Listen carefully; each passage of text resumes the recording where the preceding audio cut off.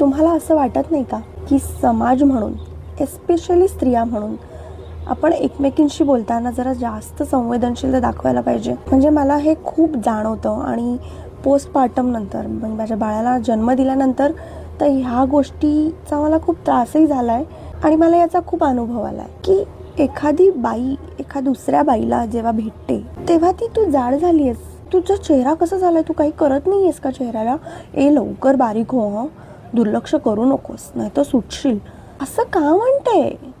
तिला कळतंय ती कशातनं जाते, तिला कळतंय तिचं शरीर बदललंय, ती स्वतः एका मोठ्या बदलातून जातीये.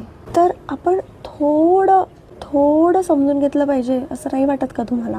कारण मला या गोष्टीचा खूप राग येतो आणि या गोष्टीचा वाईटही वाटतं की एक स्त्री म्हणून तुम्हीही त्यातून गेलेला आहात. ज्यातलीच एक मुलगी होती नातेवाईकांमधली, सहज म्हणून घरी आली खूप वर्षांनी, तर आमच्या नातेवाईकांपैकीच काही बायका म्हणे किती सुंदर दिसतेस ना, आता छान दिसायला लागलीस, जरा आता सडसडीत झाली आहेस ना.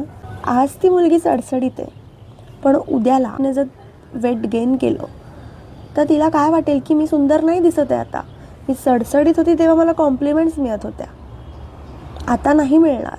हे मुलींनाच किंवा पोस्टपार्टममध्ये अनुभवायला मिळतं असं नाही आहे, हे वयाच्या कुठल्याही टप्प्यावर कुठल्याही स्त्रीला ऐकायला मिळतं आणि ती समोरची 99% स्त्री असते. एखादी व्यक्ती भेटली तर तू कशी आहेस, तुझं कसं चाललं आहे, नवीन आई असेल तर तुला छान जमतंय का गं, रुटीन सेट झालं का तुझं, असल्या सगळ्या गोष्टी पण आपल्याकडे आहेत बोलायला.